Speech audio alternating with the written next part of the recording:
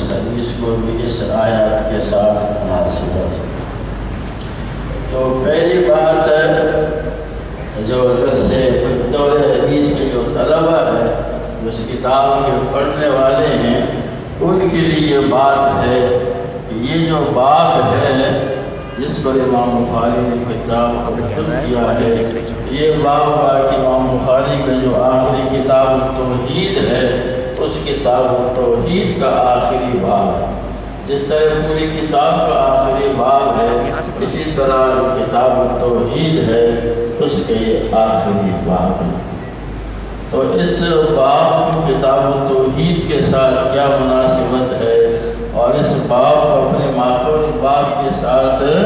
کیا مناسبت ہے؟ کتاب پڑھتے رہیں، صحیح بخاری کے اندر ہر باب اپنے ماخوذ باب کے ساتھ مناسبت ہوتی ہے، اور پوری اس کتاب کے ساتھ اس کی مناسبت ہوتی ہے۔ تو امام بخاری نے کتاب توحید میں اللہ رب العالمین کے توحید کا بیان کیا ہے، اللہ کی ذات ہے، اللہ کی صفات کو بیان کیا ہے۔ جس طرح اہل سنت والجماعت کا عقیدہ ہے اللہ کی ذات اور اللہ کی صفات کے بارے میں، جو قرآن حدیث سے ثابت ہے اور باقی مسلمانوں کے اجماع سے ثابت ہے، اس طرح امام بخاری رحمہ اللہ نے کتاب توحید میں اللہ کی ذات، اللہ کی صفات کو بیان کیا ہے، اور قرآن کے آیات سے اور حضور کی احادیثوں کو ثابت کیا ہے۔ اس کتاب توحید کے اندر آخری جو مسئلہ تھا وہ تھا اللہ کے کلام کا، اللہ کا کلام، اللہ کا کلام یہ قرآن مجید اللہ کا کلام ہے، اور اللہ کی صفت ہے، اللہ کی صفت ہے، اور اللہ کی صفات ذاتیہ میں سے ہے۔ تو جو اللہ رب العالمین کی جو صفات ذاتیہ ہے وہ اسی طرح قدیم ہے جس طرح اللہ کی ذات قدیم ہے۔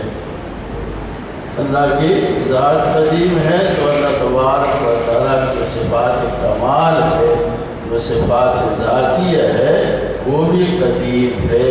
یہی واقع اہل سنت کا مسلک ہے، بخلاف ان گمراہ فرقوں کے جن کے تردید کی ہے امام بخاری، جس میں سے مشہور واقع جہمیہ ہے۔ اسی طرح معتزلہ اللہ کی صفات کے اندر وہ اللہ کی صفات کو قدیم نہیں مانتے۔ تو قرآن مجید اللہ کا کلام ہے،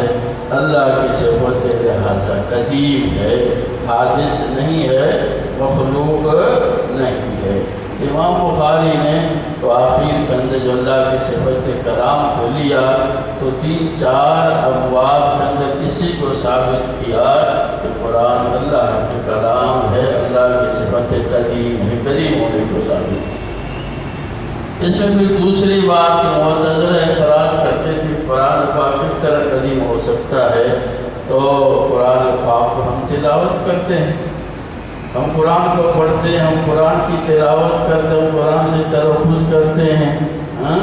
اور قرآن کی تعلیم وہ ہے جو اللہ کے طرف سے جبریل کے واسطے سے محمد صلی اللہ علیہ وسلم کو نازل ہوا ہے۔ یہ سب کے سبب صفات حدوث ہے، تو لہٰذا قرآن کس طرح اللہ کے باقی قدیم ہو سکتا ہے۔ تو پھر دوسری بات امام بخاری نے یہ ثابت کیا کہ جو ہمارے افعال ہیں وہ حادث ہے، جو ہمارے افعال ہے وہ حادث ہے، تو تلاوت کرنا ہمارا فعل ہے، قرآن کو پڑھنا، زور سے پڑھنا، آہستہ پڑھنا، خوش آوازی کے ساتھ پڑھنا یا سادہ پڑھنا، یہ کیا ہے؟ یہ ہمارا فعل ہے، افعال عباد ہے۔ تو عباد خود مخلوق ہے اور عباد کے افعال بھی مخلوق ہے لیکن یہ جو ہم تلاوت کرتے ہیں اللہ کے کلام کو، تو ہماری تلاوت تو ہمارا فعل ہے، یہ تو مخلوق ہے، لیکن جس کی ہم تلاوت کرتے اس کو اللہ کی طرف نسبت کرتے وہ تو ہمارا تو نہیں، وہ ہمارا نہیں ہے، نہ ہمارا فعل ہے نہ ہمارا، اس لیے وہ مخلوق نہیں ہے، وہ حادث اللہ تعالیٰ کی صفت ہے۔ تو آخر کے اندر اس بات جیسے اس سے پہلے باب گزر گیا، اس کے اندر تھا مہاجر اور منافق کی تلاوت